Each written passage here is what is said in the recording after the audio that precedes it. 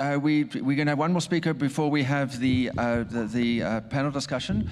We're very privileged today to have Marisia Robus with us. She's I would say, the top property inspector in the country, and she's by far the most qualified anyway. She's a NABISA Master Certified Inspector, an ITC certified roof inspector, and an asbestos inspector, the only female inspector in South Africa, and the only inspector in the country with all 3 certifications. She's very well established. I know in the property investor section, she's the go-to person there, and I would love to welcome her onto stage. Introducing Marisia Robus, the dynamic force behind Gauteng property inspections and a leading expert in property inspections across South Africa. With her extensive experience in construction and inspections, Marisia has saved her clients hundreds of thousands of rands, making her an invaluable ally in the property market. Marisia is a NABISA Master Certified Inspector and an Executive Director of NABISA. She helped develop the National Building Inspector Qualification Curriculum and is an ITC Certified Roof Inspector and Asbestos Inspector. Impressively, she's the only female inspector and the only inspector in South Africa with these certifications. Her services are a game changer for home buyers and property investors, saving them millions through meticulous pre-purchase inspections. Marisia's sharp eye for detail in snag list inspections and quality control during construction has saved homeowners and developers significant sums. Passionate about maintenance, Marisia offers 10-year maintenance plans for complexes and created the Proud Homeowner online maintenance program, which has helped homeowners save big on maintenance costs. She also has the book, The Proud Homeowner, to assist property owners further. Her expertise has earned her high-profile jobs like inspecting the Vietnamese embassy and ambassador's residence. Marisia has been featured on The Devi Show, All About Property, Mix FM's Building Joburg, Power FM's The Pubby Malloy Show, and in You Magazine. As a captivating speaker, Marisia has wowed audiences at various events, including sharing the stage with Robert Kiyosaki in Cape Town and Johannesburg. She's a regular at investor conferences, spreading her knowledge to thousands. Marisia Robus isn't just an inspector, she's your trusted expert, ensuring excellence and quality at every turn.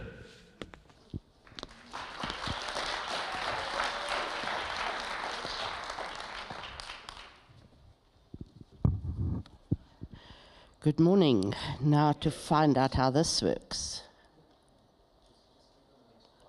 Just on, do I click on the slide? Okay. I'm sure that as estate agents, you thought that when the mandatory disclosure form came in, you were protected. I hate to tell you, you're not. I find that between 95 and 98% of mandatory disclosure forms are signed wrong. Now, in 2023, I was featured in You Magazine when the first buyer won a case against the seller about damp. And since then, my clients are having such an easy time of winning the cases against the sellers, and in a lot of cases, the agents are implicated as well.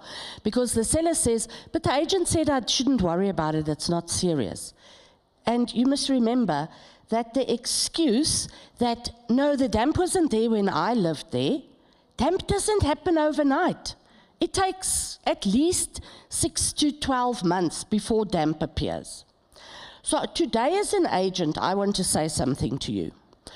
If a seller signs a mandatory disclosure form and he says there's no damp, and he cannot provide you with a 10-year guarantee for the repair of the damp, you tell him, I say he's lying. Okay? I do 5 to 7 inspections a week. And in the last 7 years, I have found one house that didn't have damp. Okay? There is always damp. Why? Because the builders don't build correctly. So I have been fighting with the Minister of Human Settlements, with the NHBRC and everything, and my suggestions have actually been written into the new law that the builders must give home buyers, or people they build houses for, a 5-year rising damp guarantee. Then they'll start building properly. So hold thumbs that we'll get it approved soon. So when I arrive at a property for an inspection and I see that it's just been painted, I go, oh, now it's going to take an hour longer because I need to find out what are they hiding. So if you look at these red arrows, why is my thingamajig not working? Okay, so the red arrows at the top, there they repaired the cracks. That's not repair. You don't repair cracks with polyfiller, never. The blue arrows at the bottom is where they repaired the damp. Look at the yellow arrows. The damp is already appearing again. There's only one way you repair damp. You remove the plaster. You treat the walls. You replaster and you repaint. That is the only way. Now, damp is the biggest problem in South African houses. It is a huge problem, it causes major damage, and it is expensive to repair. Now, when I did this inspection, the seller declared that there was no damp, but the wallpaper was peeling. So I peered in and I said to the seller, shame, your wallpaper's peeling. And he said, yeah, I've had to replace the wallpaper 3 times already. I'm like, hello, mandatory disclosure form, no damp? Okay, declare the damp. Trust me, there is damp. I will find it. Don't get into trouble. I want to show you one mandatory disclosure form which was very bad. And actually what happened here is one of my property investors wanted to buy the student accommodation in, I think it's Brooklyn, Pretoria or somewhere there. They were all excited. They could house 24 students, plans were in for approval, everything, until I got there. So the property was on the market for 2.8 million. My client was going to offer 2.5 million. After I did the inspection, my client walked away. I did the inspection in November. He came back in February the next year, and he bought the property for 750,000. Spent $1 million to fix everything that I found, and now he's got a good property making a lot of money. So be careful. So on the first page, this agent had separated all the items on the mandatory disclosure form. On the first page, there were 6 items that were declared wrong. And on the next page, there were another 3. Now, if you look at this, it says there that the plans are in at the council for approval. And yes, the plans were in, but they were not correct. So this is what they gave us. These are the plans that were approved, or they were in at the council. My clients were all excited because all the rooms that were built, wow, it's going to work out well. So now let's have a look at this. So if you look at number 1, there's a door that goes out from the extended hobby room, which it wasn't, to an alleyway. Now that alleyway was needed because you needed to have space for the sewage pipes of the bathrooms, and you need to have windows. That alleyway wasn't there. Number 2, that wall of the building was actually built on the boundary wall. Highly illegal. Up to today, I don't know where the sewage pipes were. Number 3 was a bathroom. No window, no mechanical ventilation. The toilet pipe with the vent valve was sitting inside the toilet. Highly illegal, health risk. Number 4, number 5, helper's bathroom, highly illegal. Please remember number 5, that bathroom, I'm going to show you something amazing. Number 6, the dog washroom, a student stayed there. Now the only window from that room went into the passage. And that room had so much mold. It was disgusting that a student could actually be forced to stay there. Number 7 was not a BIC in a passage, it was a kitchen. And number 8 was a kitchen with the window opening up into another kitchen. All of it highly illegal. Now, remember bathroom number 5? This is what a waterproof plug looks like, okay? I'm sure all of you agree that sellotape is not waterproof. So that was a plug for a washing machine, and you know what? The electrical COC was already issued. So I reported the electrician, I got the electrician deregistered. I don't take nonsense like that. It was declared that there were no leaking water pipes and there was no damp. So here they fixed this water pipe with a plastic packet and they packed bricks around it. So I'm not sure if they were hoping I wouldn't see it with the bricks. And the other side of this was a bedroom with so much damp. So he's standing in the house in this room, and I saw this on the outside, and on next to this bedroom was a bathroom. So I'm saying to the agent, yo, look at this damp. Now I've seen that there was declared no damp. So I'm like, I wonder if there's a leaking pipe in the bathroom. No, the agent says it's a leaking pipe outside. But it was declared no leaking pipe, no damp. Doesn't work like that. This is the room of the poor student staying in the dog washroom. So there was a bar placed across the window so that he couldn't open the windows wide, because at the back were 2 rooms. So the students would walk into the windows. That is the only ventilation that child got. Illegal, okay? Illegal. And then here we have the bathroom window from the so-called hobby room, opening, which was a kitchen, opening up into another kitchen.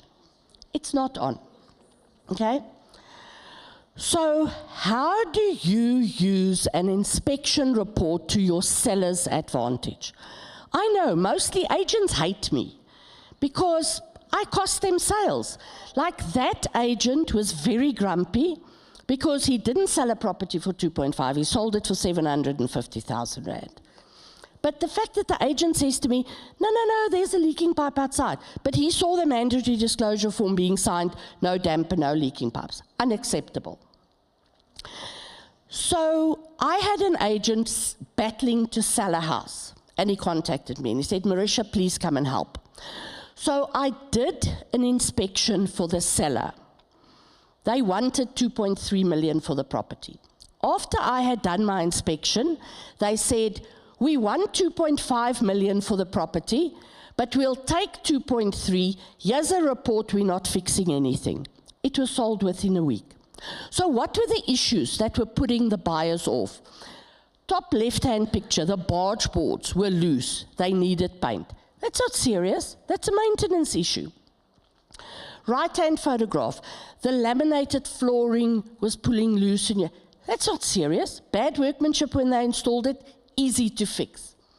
Bottom left, the gates were starting to rust. Not serious, maintenance issue.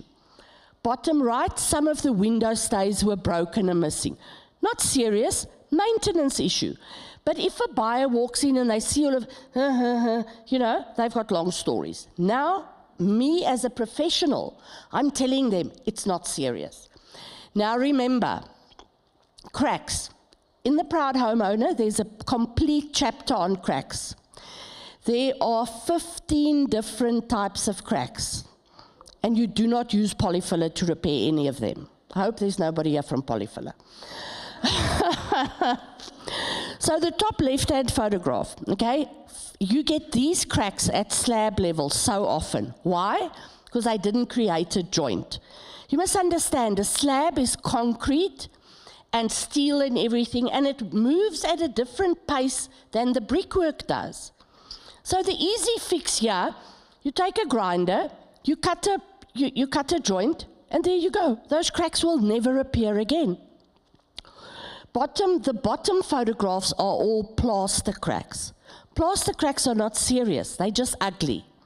So you've got shrinking cracks, you've got mapping cracks, you've got, what's that? No, I forgot that name. In any case, all of those cracks are because when they plastered, they didn't do their mixes properly. They over-troweled. They didn't keep the plaster wet. It's not serious. That is not serious. The top right-hand photograph, structural crack, those are the serious ones, okay? How do you identify a structural crack? It's bigger on the one side than on the other side. This one is bigger on the top, so what happened? The building is sagging. It's opening up like that. If you have a crack that's bigger at the bottom, it's clay. Then you've got clay ground heaving, so the clay is pushing up, okay? So don't let anybody tell you any of these other cracks are structural cracks. They are not, okay? The only cracks that are serious are structural cracks. The other ones are just ugly. That's it. Remember that. So once I identified all of this in the report for the seller, the buyers could easily see what I was talking about. So why did my report work? I color code my reports. The red items are serious. They are either a structural crack or a leaking sewage pipe, or you won't believe it, a staircase without a balustrade. I find that often. Or something that is broken. A piece of glass that's broken, got a hole in it, you have to replace it. Those are the serious items. The blue items are items which you have to attend to, otherwise they're going to become blue items, red items. And the green items are maintenance items. So in that house I inspected for that agent, bulk of it were blue and green items, not serious. So you use the report as a selling tool. Then nobody can argue with you. So what type of inspections do we offer? We offer a full property where I look at everything. I start at the gate, look at stormwater handling, outside, climb on top of the roof, into the roof, check everything, okay? Then a basic essential inspection, which is just looking at the 4 things that can cost you big bucks. Roof issues, damp, cracks, and stormwater. Or then I do individual inspections.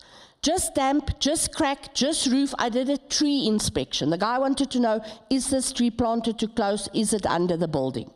Whatever you need, okay? Now, there is no manual for houses. You get a manual for your car, for your computer. There's even a husband's manual. Note, no manual for wives. And I'm not writing that one. But my dad wrote a book, The Proud Homeowner, and since his passing, I've been editing and updating it. That book has got a lot of value. It has got so much information. It's got an entire chapter on cracks, explaining all 15 cracks to you, and you can say to your sellers or your buyers, yeah, look, that crack, it's because they put too much cement in it. You know, don't let them tell you it's a structural crack when it's not. So as the CEO of Nabisa, we've been working very hard for 8 years to get the qualification approved. And it was presented at QCTO's meeting last week. We're waiting for their feedback. So we will have 3 qualifications, which will be presented at UJ, wherever, and people will actually, the building inspectors will actually have to be qualified. We are advocating for property inspections before you buy. But your inspectors will have to be qualified, and we will have a list of things which will have to be declared. Not that door handle is loose or nonsense like that, okay? So I have started my training academy, and I will be training building inspectors. And I will make sure that they're not going to talk nonsense, that they're going to do it properly, and that they are going to benefit you. So on your chairs, you also got a leaflet. There's a QR code. If you scan that, you can go to my YouTube channel. Yes, I've got over myself, and I did lots of videos. The beginning was awful, but there's lots of videos there, and in a lot of them I'm dirty and in my work clothes and in a roof and all. And when I do snagless inspections, I'm very grumpy. So, yeah, some of them. So please go to my YouTube channel, go to my social media. I post a lot of information. Contact me to assist you with sellers. I also do mandatory disclosure form inspections. I've got an agent who's selling 6 properties for a client who lives overseas. So the client says, no, the agent must complete it. She can't. So I will complete the mandatory disclosure form. I'll do my inspection. I sign it as a building inspector, and you actually know that it's declared properly. You as the agent are not going to get in trouble for not declaring stuff, and you are all above board. So believe me, I know inspections can cost you sales, but if we educate your sellers and if we get the MDFs completed properly, I can help you. Thank you.